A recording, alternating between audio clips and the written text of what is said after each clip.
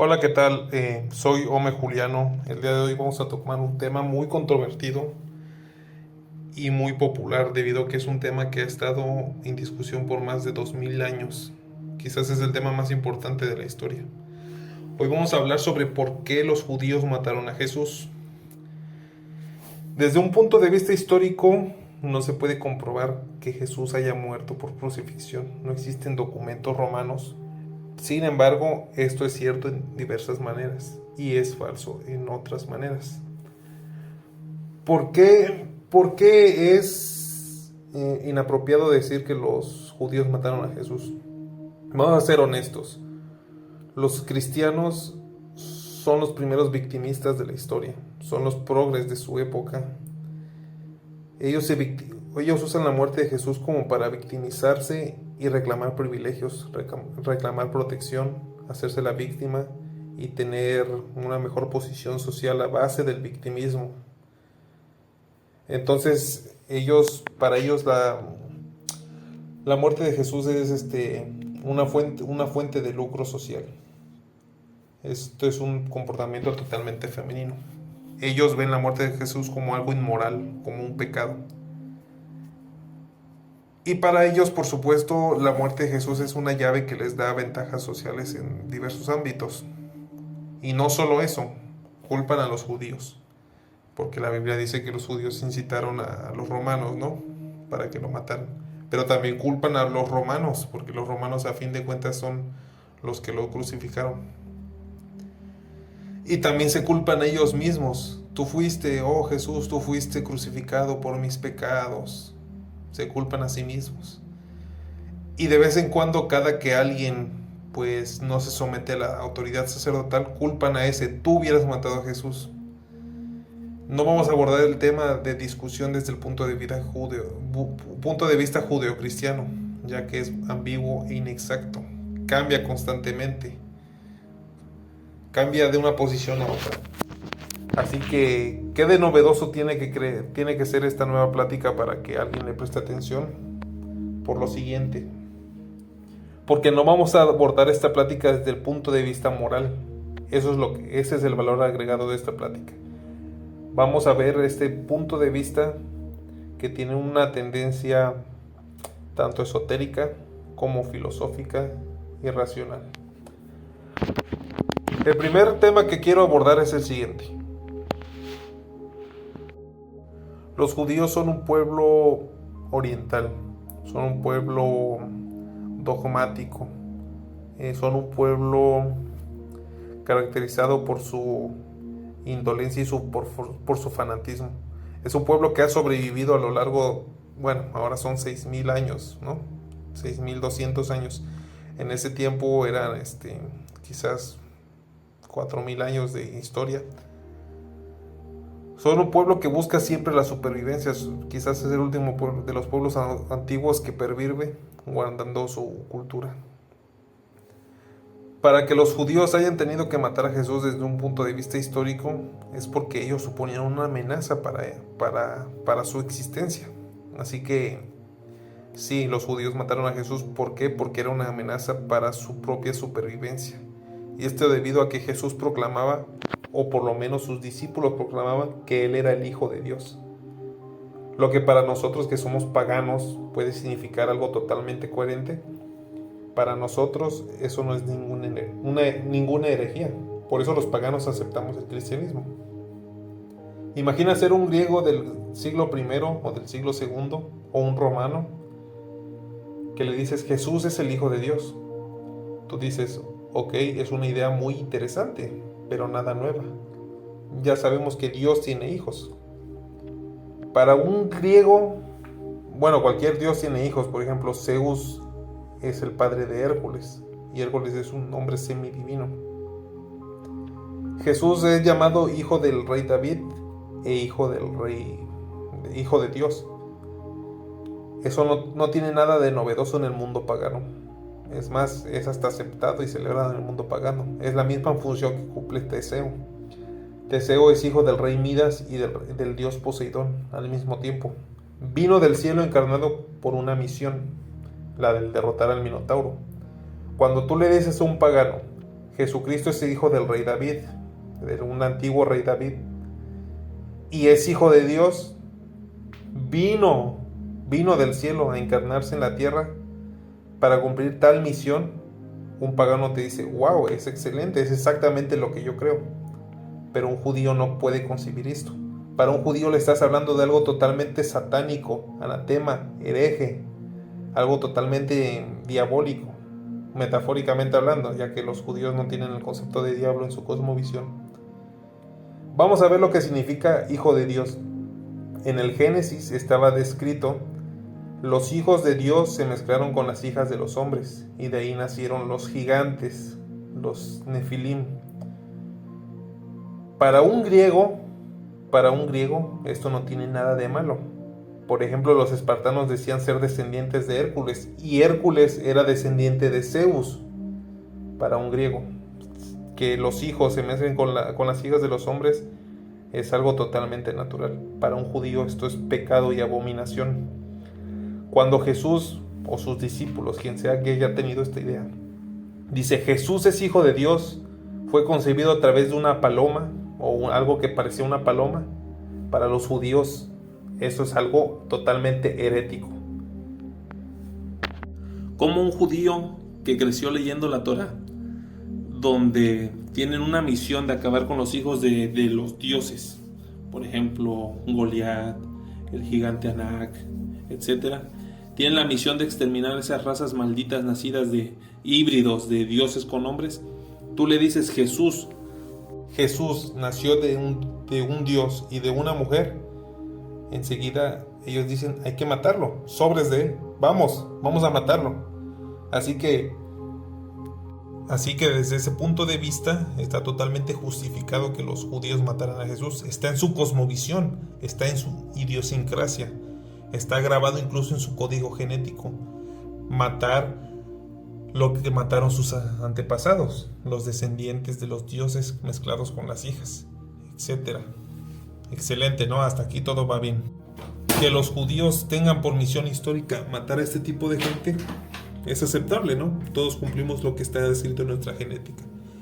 Pero lo condenable en este caso es que los cristianos que aceptaron a Jesús como hijo de Dios, un punto de vista totalmente pagano, como hijo de un Dios, o sea, Dios lo engendró. No es un simbolismo de que, como en el judaísmo, ¿no? Para un judío le dices, el hijo de Dios es alguien que cumple la ley, que reza, que hace mishvot, que se arrepiente. No, para un pagano es hijo de Dios engendrado, de naturaleza igual o similar, ¿no? Podría ser un semidios también, ¿no? Un hijo de Dios. Lo que realmente nos debe preocupar es que los cristianos actuales que no son judíos o que no son filojudíos sostengan que hay una compatibilidad entre el Antiguo Testamento que ordena matar a los hijos de Dios, a los descendientes del gigante Anak, a Goliat, a todos los hombres talentosos que surgen de la fusión de sangre entre dioses y humanas, a que Jesucristo, que no hay contradicción, ¿no? Con el Nuevo Testamento, que Jesús dice Dios se mezcla con una mortal y es asesinado por los judíos. O sea, no hay punto de comparación. Segundo, el ser hijo de Dios para un judío es Israel. Ojo, aquí estamos hablando de algo totalmente serio, ¿no? Hitler, que es el más grande antisemita de la historia, decía, el judío es el antípoda del ario. Y tiene totalmente razón, al menos en este punto. La filiación divina en el mundo pagano, al menos el mundo griego, que es el que más relevancia tiene para el desarrollo del judaísmo del siglo I, es una filiación unipersonal, individualista. Hércules es hijo de Zeus, ¿no? Teseo es hijo de Poseidón. Dios tiene un hijo a la vez.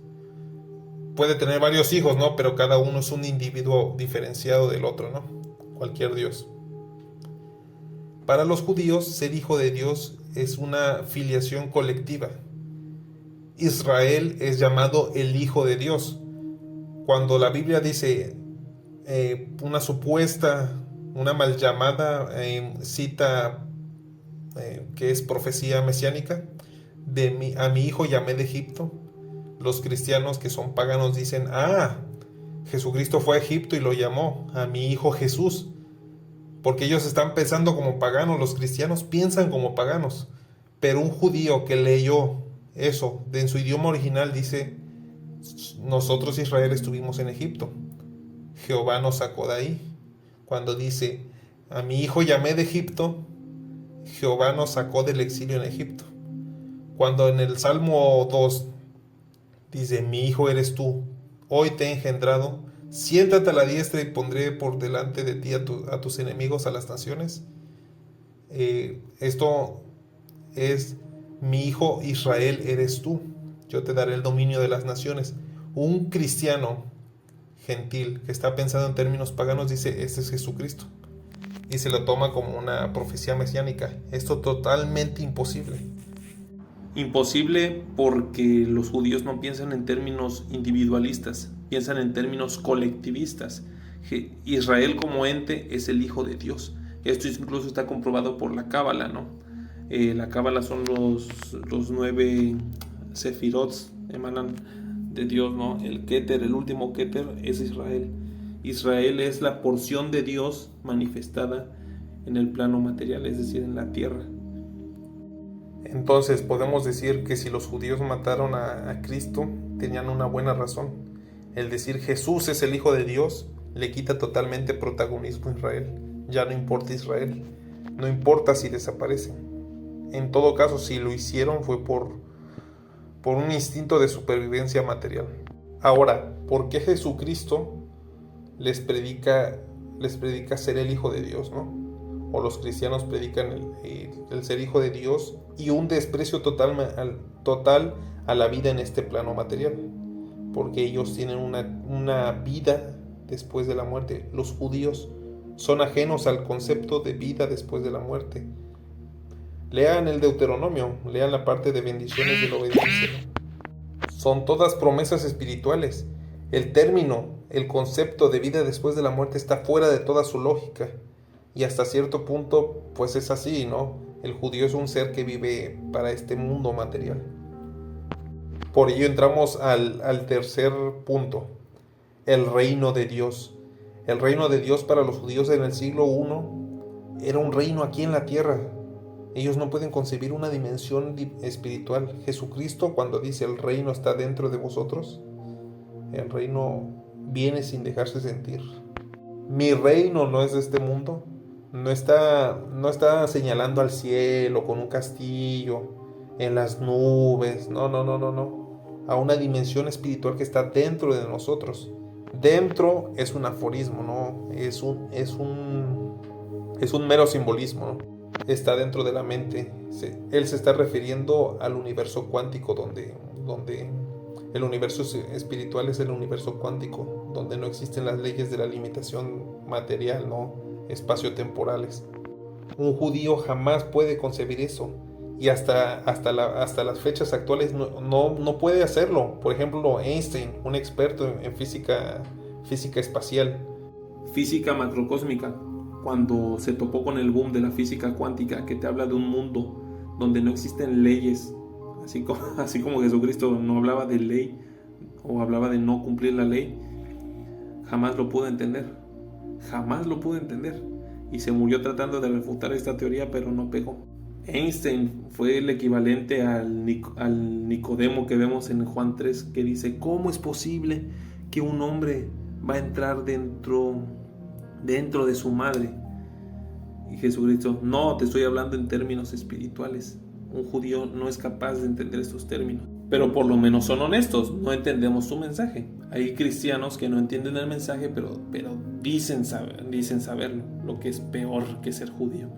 Así que si los judíos lo mataron, tienen absolutamente una buena razón. Ellos quieren un gobierno aquí en el mundo, están en su derecho.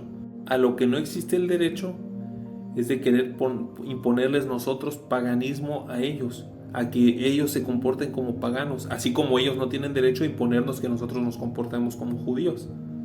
Como las campañas que existen actualmente en el sistema de salud, ¿no? Donde promocionan la circuncisión disfrazada de una práctica higiénica. Un absurdo total, ¿no? Ahora, un cuarto elemento que no ha sido bien interpretado, bien reconocido por los cristianos, es la figura del filósofo. Los judíos odian a las personas que se salen del pensamiento colectivo. La Biblia comienza con un filósofo demonizado, atacado, satanizado, que es la serpiente del paraíso, que llega siendo retórica a la mujer, al hombre, a la mujer y luego al hombre. Estamos hablando de la serpiente del paraíso. Es un filósofo, ¿no? Una serpiente no habla, ¿no? Es un filósofo que es un agente externo. Un agente externo es una persona, un individuo que se sale del consenso social. Alguien ajeno al consenso social. Puede ser externo, digamos un extranjero que viene a determinado círculo social, a determinado país, o puede ser alguien que es nativo de este país, se va y vuelve con una cultura, con unas ideas, con unos modos distintos y comienza a cuestionar la sociedad.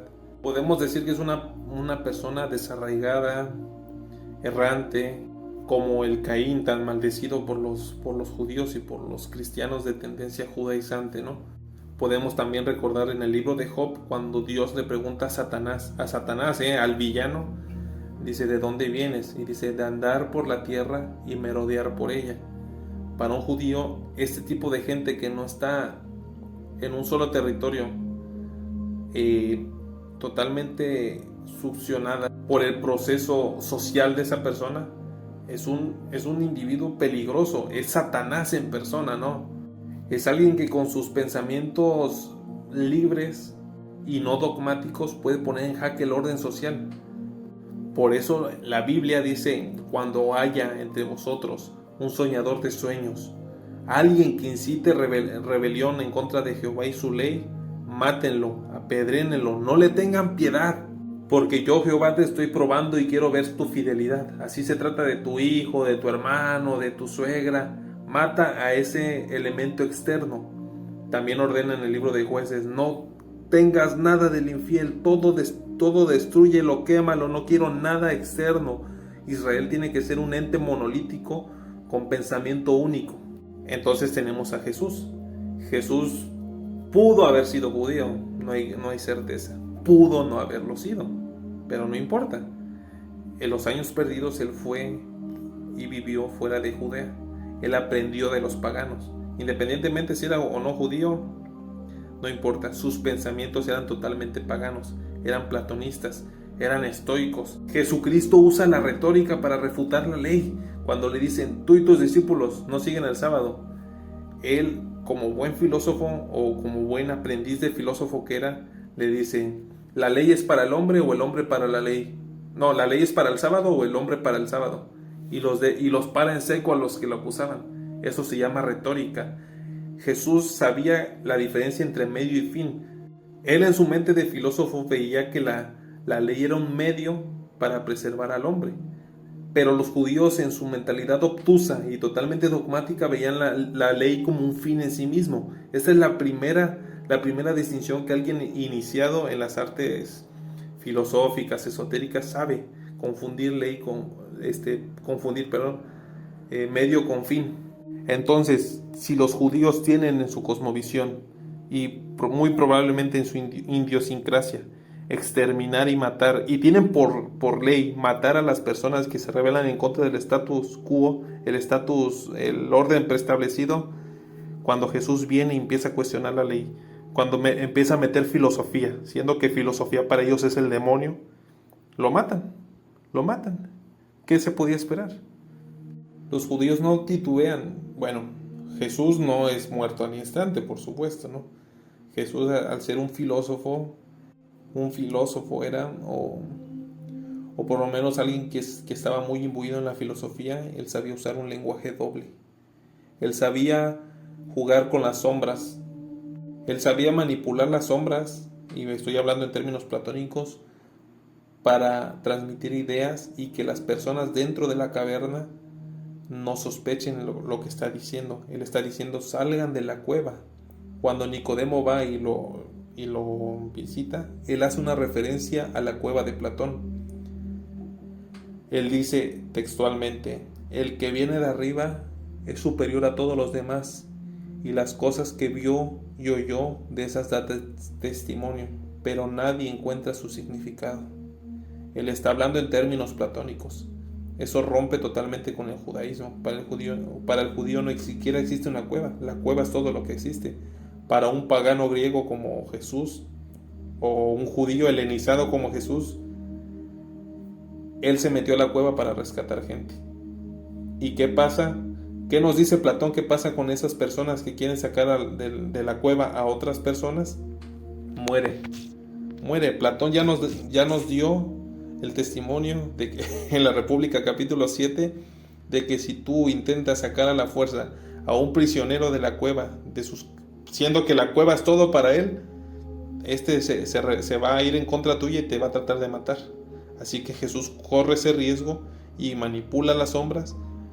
Por eso él hablaba en parábolas. Le decían sus apóstoles: ¿por qué nos hablas en parábolas, en un lenguaje simbólico, no?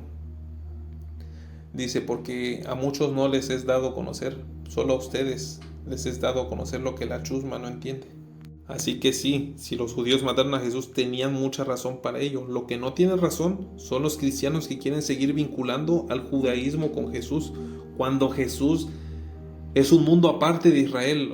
Su cabeza estaba pensando en términos paganos, griegos, aristotélicos, platónicos, estoicos, etc.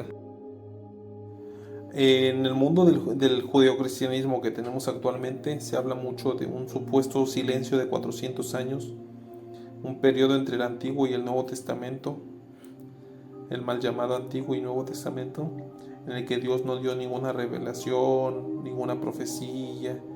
Eso es una farsa total, es un mito, es una excusa muy ingeniosa, debido a que esos 400 años de silencios entre el último profeta de la Tanaj y el mal llamado Nuevo Testamento, que comprende los evangelios y las cartas paulinas, está marcado por un proceso histórico fenomenal y único en la historia. Es la época del helenismo. Los griegos, los greco-macedonios, trataban de imponerse culturalmente a los pueblos que dominaron, entre ellos el pueblo de Judea. Ellos impusieron su cultura, sus ideas, su cosmovisión, y querían arrancar de tajo la cosmovisión judía. Para un judío que solamente piensa en términos carnales, en un Dios único, en un pensamiento arcaico y totalmente dogmatizado, era totalmente impensable que vinieran los griegos hablando de filosofía, de una vida espiritual, de ídolos, de arte, de belleza corporal, de gimnasios. Entonces, ellos adoptaron gradualmente, a pesar de la resistencia macabea y del fariseísmo. Bueno, de hecho el fariseísmo es un producto indirecto del helenismo, ¿no? Los griegos leían y releían y discutían sus mitos, ¿no? Homero y los demás, los filósofos. Y los fariseos surgen como una imitación de la filosofía, solamente que ellos con su libro nacional, que sería la Tanaj, ¿no? Y algunos escritos pues, contemporáneos. Un fariseísmo que vio en Jesús todo lo que ellos odiaban, el helenismo, o una variante del helenismo. Cuando se habla de Jesús, muchos dicen que era un fariseo reformando la ley. No, Jesús viene a abrogar la ley, pese a lo que digan algunos en boca de Jesús pusieron: no he venido a abolir la ley, vine a cumplirla. Eso es algo totalmente sacado de no sé dónde. Jesús, el testimonio y la vida de Jesús son después de Pablo. Pablo habla de no cumplir la ley, la llama maldición. Jesús no cumplía la ley, ponía excusas para no cumplir la ley. ¿Por qué? Y decía cumplirla. ¿Por qué? Porque Pablo estaba en un mundo fuera de Judea. Él vivía en Tarso y predicaba en Esmirna a los judíos helenizados, ¿no? a los judíos del exilio. Pero Jesús estaba adentro. Por eso tenía que ir de infiltrado para hacer que la gente fuera dejando la ley que es maldición. Vamos a pensar no en la figura de Jesús, vamos a ver a Jesús como un arquetipo. Ya dijimos que Jesús es un filósofo igual que la serpiente del paraíso, ¿no? Jesús mismo se ve a sí mismo como Lucifer, ¿no? Suena herejía, pero Jesús lo dijo. Así que si tú eres cristiano y estás oyendo eso y me dices, no, es que eres un hereje, díselo a Jesús. Apocalipsis 22:16 dice, yo soy el linaje real, la estrella resplandeciente de la mañana. ¿Por qué? Porque Jesús es un elemento externo que viene a poner en jaque el orden preestablecido. Lucifer para las personas es algo monstruoso, satánico, lo cual está totalmente lejos de la realidad. Lucifer puede ser también El Principito, el libro ese corto que todos leímos en la infancia. El Principito llega a un planeta y ve a un señor, a un hombre, haciendo cuentas y contando estrellas. El Principito, como un buen agente externo, le dice, oye, ¿qué estás haciendo? Y él dice, estoy contando las estrellas que son mías, yo las poseo. ¿Y para qué haces eso? Pues para poseerlas. ¿O cuántas estrellas tienes tú? Y el Principito se queda con cara de what? No sirve de nada poseerlas. Pero pues por mucho que discute con él, sabe que es inútil y se va. El Principito es un agente externo y llega y cuestiona. Cuando Jesús llega como agente externo y cuestiona la ley, que es maldición, dicho por San Pablo, y dice, no vengo a cumplir la ley, vengo a cumplir la ley, el cielo y la tierra pasarán, pero la ley no pasará, está diciendo un total absurdo. Es como ver al Principito que le dice, no, tú sigue poseyendo las estrellas, no te va a dejar nada. No te va a dejar nada, pero síguelas. Es más, yo te ayudo, yo me pongo contigo a poseer las estrellas.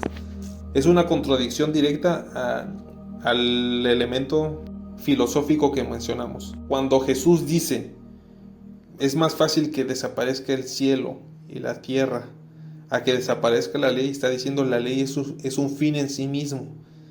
El primer mandamiento de la ley es, llénate, multiplícate, llena la tierra, revienta el planeta, déjalo seco, pero hay que tener hijos. Una locura total, ¿no? Pero Jesús está hablando en términos dogmáticos, no filosóficos, como habló cuando dice, el hombre es para la ley o la ley para el hombre.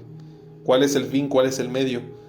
Es tan absurdo como que un revolucionario venga a derrocar un gobierno, pero te diga, no, yo estoy con el gobierno, es más, vamos a trabajar para el gobierno. Es como ser alguien corrupto totalmente que traiciona sus ideales. Y tan es así que ya los judíos se han actualizado en sus mitos y no ponen a Lucifer como alguien que está en contra de Dios, pese a que en el Génesis es alguien que viene a desbaratarle sus planes, ¿no? Ahora dicen que Lucifer trabaja para Dios, que el diablo es un agente de Dios.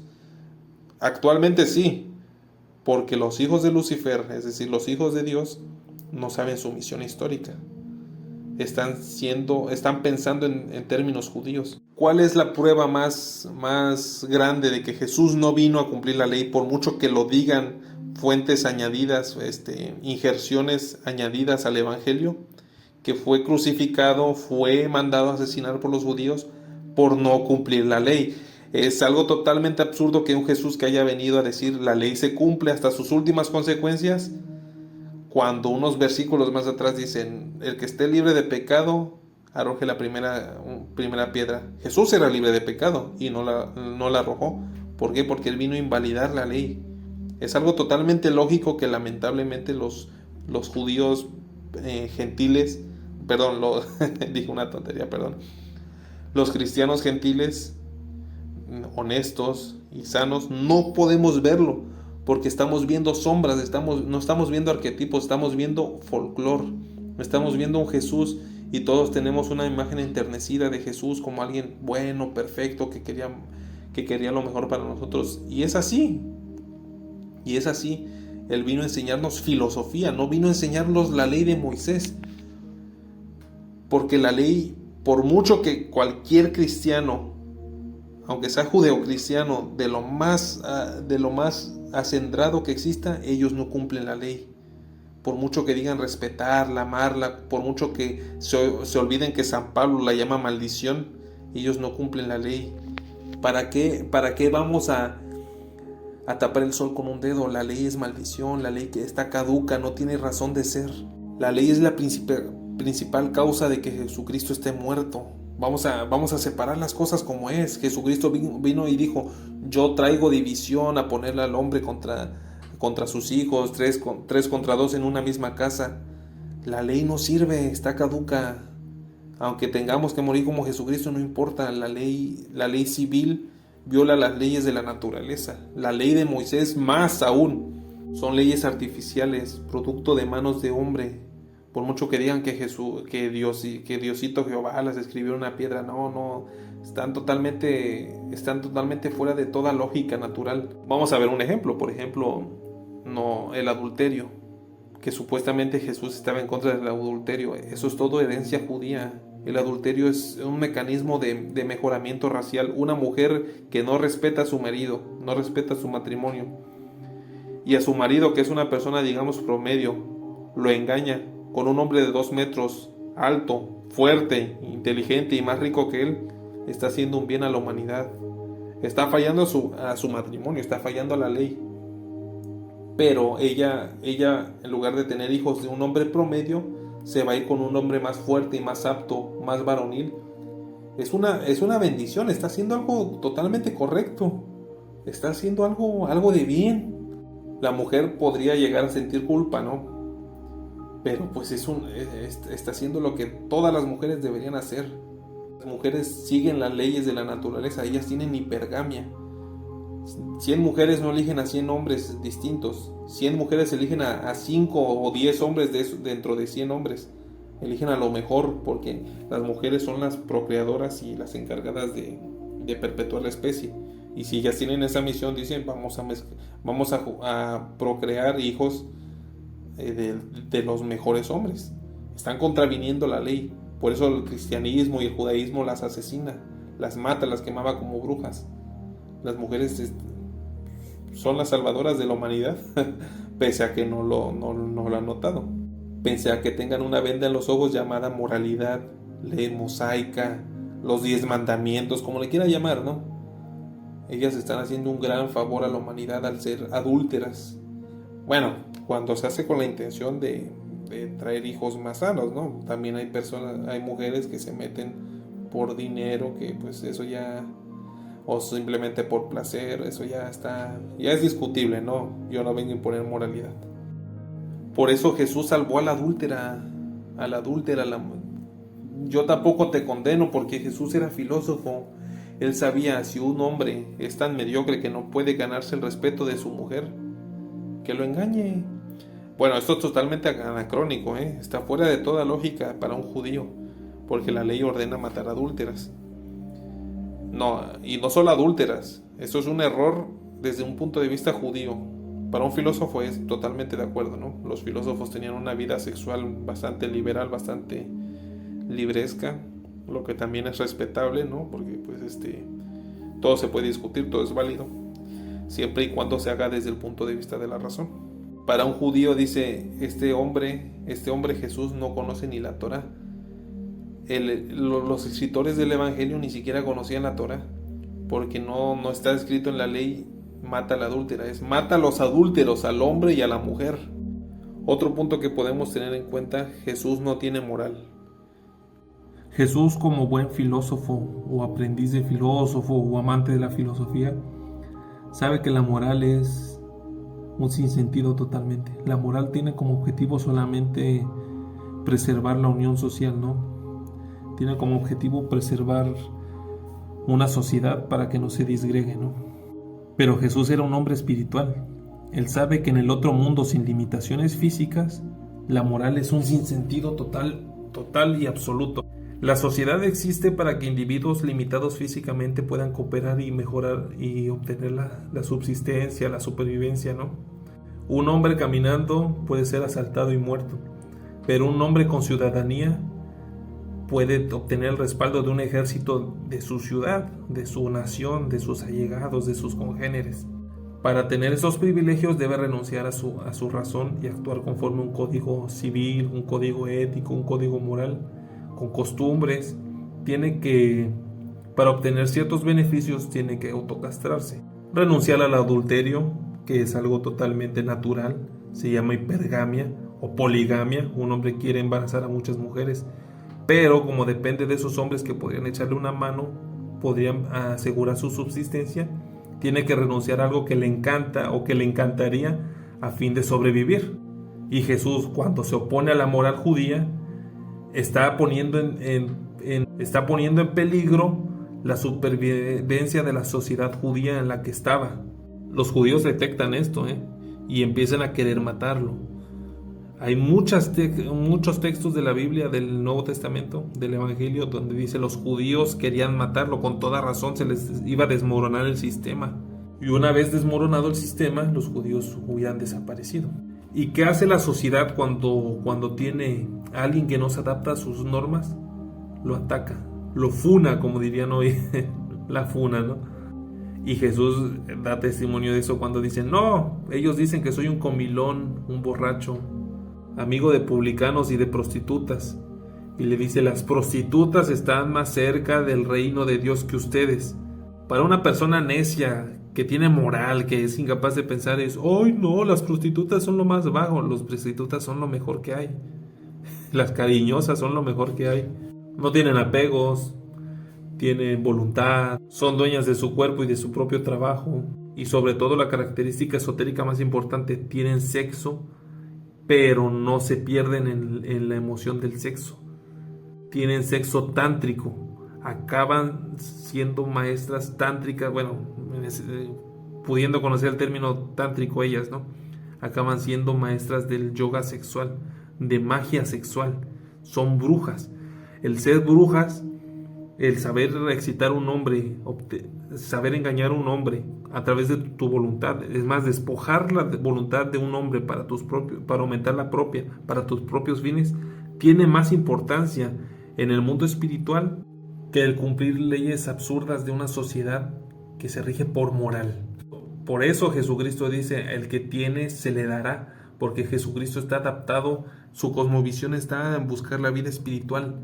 Él habla de voluntad, de fuerza, de poder. La voluntad es la espina dorsal del espíritu, decía Schopenhauer, ¿no? Jesús sabe que la moral es irrelevante. Lo que Él quiere es ascender al plano espiritual y tener la suficiente voluntad para, a pesar de sufrir la muerte, sobrevivir. Nadie que muere con una voluntad débil sobrevive. Es devorado en segundos. Por eso Jesucristo dice, el que tenía 10 talentos despojó al que solo tuvo uno, ¿no? Tú me diste un talento, yo lo escondí en la tierra, nunca lo usé. Y le dicen, quítenselo y déselo al que tiene 10 talentos. El que tiene más voluntad en el mundo espiritual es el que sobrevive. Esa es la gran diferencia. Las personas que jamás ejercitan su voluntad en el mundo espiritual mueren. Es más, ni siquiera reencarnan porque ya están muertos. Hasta aquí pues hemos hablado del mito, digamos, anecdótico, histórico, como se le ha llamado. Jesucristo indudablemente fue asesinado por judíos, ¿no? Desde un punto de vista anecdótico, crónico, histórico, lo asesinan. Pero desde un punto de vista filosófico o esotérico, lo asesinan aún hoy.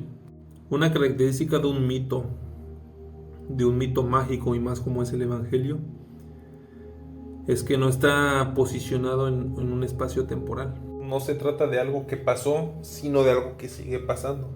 Cuando los católicos, sobre todo, dicen los judíos mataron a Jesús, están hablando en pasado, un evento que pasó en una escala temporal anterior.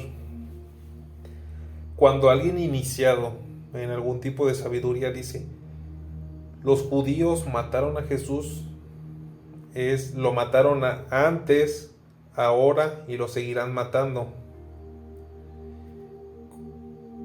Un cristiano iniciado, los que San Pablo llamaba los maduros en la fe, sabe que los judíos matan a Cristo, que es Cristo. Cristo, o en el mito Jesucristo, Jesucristo es el ser carnal, el Adán, dice en 1 Corintios 15 San Pablo.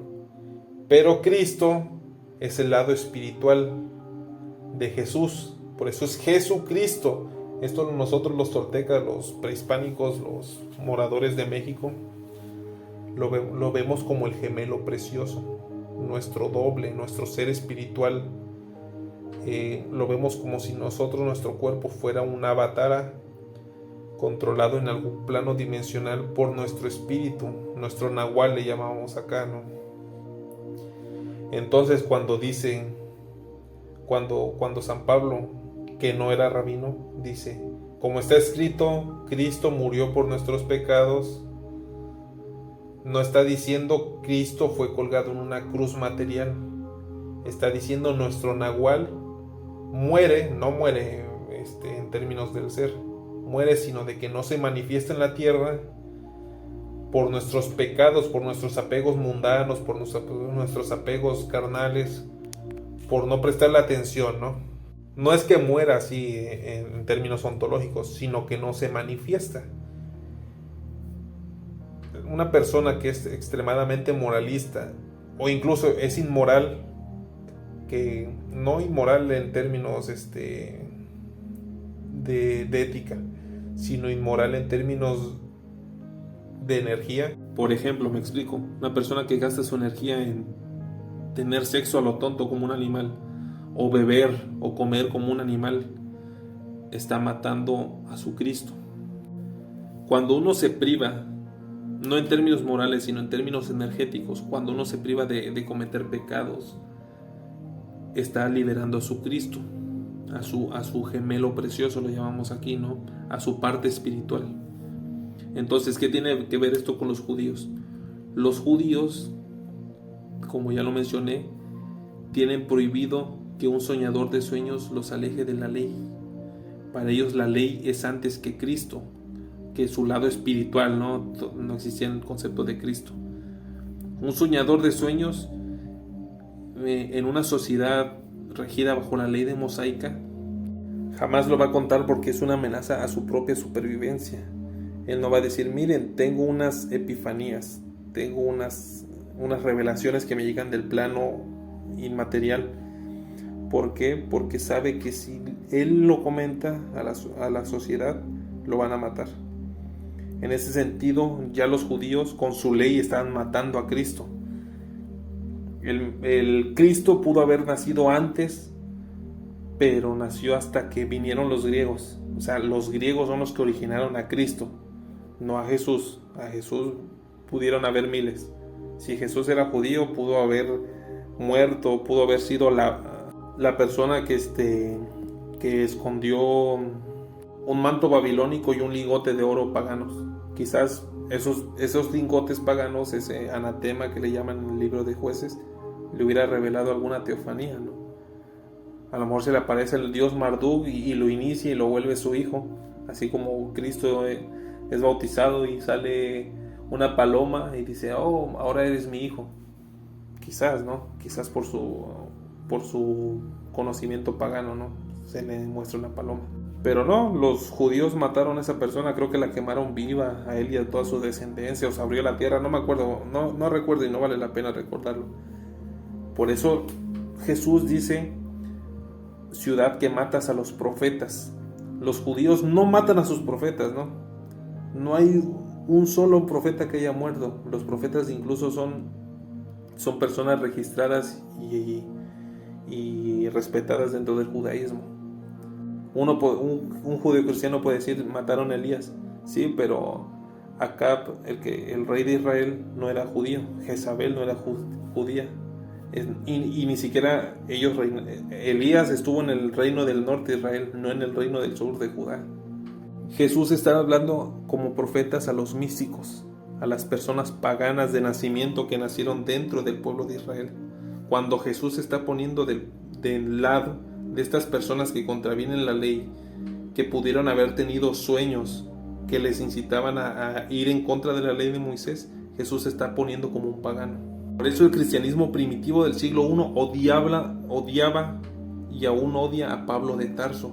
Pablo de Tarso se pone el nombre Shaul, de la tribu de Benjamín. Está haciendo una referencia al rey Saúl I de Judá, el primer rey que era espiritista, el que fue maldecido por Jehová y por el profeta Samuel por haber consultado los espíritus, Jehová le dice: ve y mata a tal rey, y mata todo lo que tenga. Y dice: no, salvé al rey y salvé su ganado. Y Samuel hace una rabieta: no, este maldito Dios te va a quitar. Nosotros vemos esta tendencia paganizante. Bueno, nosotros los iniciados, los maduros en la fe, vemos esta tendencia manifestante en las cartas paulinas. Las cartas paulinas son espiritistas. Están hablando en términos espiritistas, tanto Jesús como Pablo. Juan dice, en la carta de Juan dice: probad a los espíritus. Pablo llama: hablen en lenguas angelicales. Cuando Jesús dice: yo soy el pan de vida, yo soy la luz, yo soy esto, yo soy lo otro, un judío no entiende lo que está pasando, pero un pagano sí.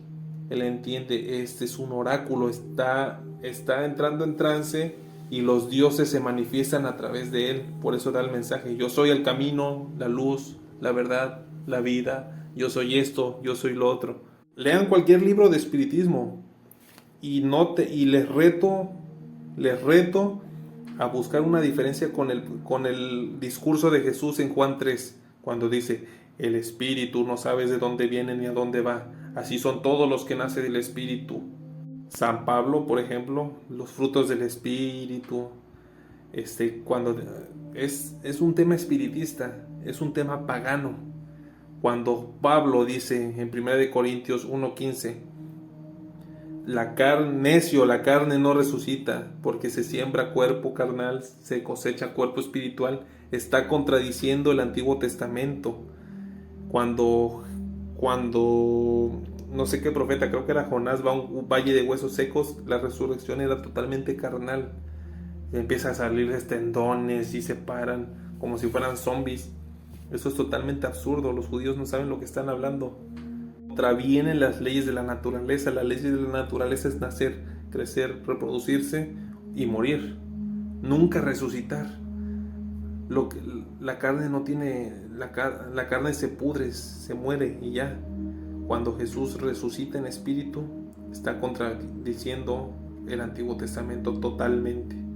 Pablo, que es el discípulo más fiel de Jesús, no lo recibe carnalmente. Él le fue revelado en una epifanía. Va yendo en un caballo, se cae y tiene una revelación. Están hablando de temas espirituales, de temas paganos. Por eso Jesús es asesinado por judíos, no por griegos. Los romanos más o menos lo matan, ¿no? Pero los griegos, en Juan 11 o 12, no recuerdo, siguen a Jesús porque está hablando en su idioma. Ahora, ¿los judíos matan en el presente a Jesús? Claro que sí. ¿Por qué? Porque lo hicieron en el pasado. Y en el futuro lo seguirán matando. Los judíos son personas que lamentablemente piensan solo en términos de este mundo. Hace poco yo escuchaba al doctor, creo que es doctor en filosofía, y bueno, es un sabio, ¿no? Un erudito totalmente, a quien yo admiro mucho, pero es Irving Gatel. Él hablaba a favor de la Revolución Francesa porque genera más dinero. El liberalismo es aceptado por judíos como él porque ponen la economía como un fin y no como un medio. Del mismo modo en que los antiguos judíos ponían la ley de Moisés como un fin y no como un medio. Y la sociedad en la que vivimos es totalmente liberal, capitalista. Una persona vive, nace, crece, se reproduce y muere bajo los designios del capital. Una persona no piensa en su desarrollo personal, intelectual, a menos que sea muy, muy talentosa. Piensa en pagar deudas, ¿Cómo consigo comida para mis hijos? Si es que tiene hijos, porque hay personas que ni tienen hijos porque la economía está tan asfixiante que no los tiene. Muchas personas ni siquiera pueden comer sano, tienen que comer suplementos alimenticios, falsificaciones de chocolate, fruta nada natural,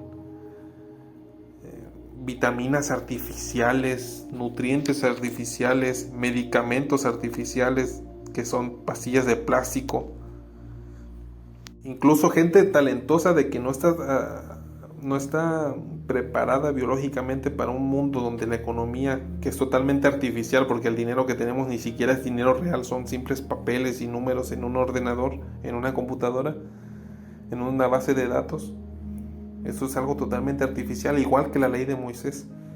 Están hablando de abstracciones que no existen más que en la conciencia pervertida y supersticiosa de una persona. De varias personas, ¿no? De todo el mundo que está en una locura.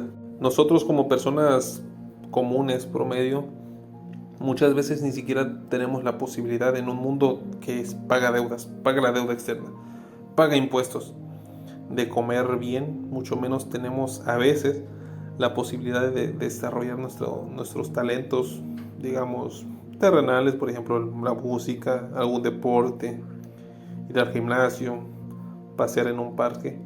Muchas veces no tenemos, por supuesto, posibilidades de desarrollar nuestro sistema espiritual, nuestros medios espirituales, ¿no? Nuestro espíritu. Así desde un punto de vista actual, los judíos siguen matando a Jesús. Lo siguen matando. Ya lo mataron en el anterior cuando los judíos, Pedro, Timoteo y otros, dijeron: Jesucristo no es una metáfora pagana, es un hombre judío que vino a cumplir la ley. Esa fue la peor muerte de Jesús, ¿no? Si Jesucristo fue crucificado, no, sufrió, pero lo liberaron. Él resucitó.